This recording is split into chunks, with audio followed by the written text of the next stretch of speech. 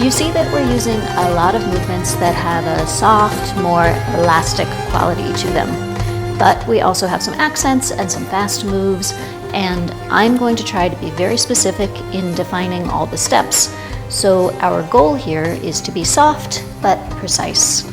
Soft precision, precise softness, soft but clean. Our level is intermediate and up, so I'm not doing any foundation instruction on movement vocabulary.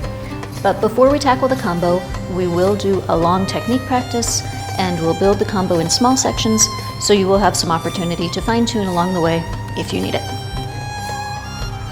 Our secondary goal today is musicality and developing personal style.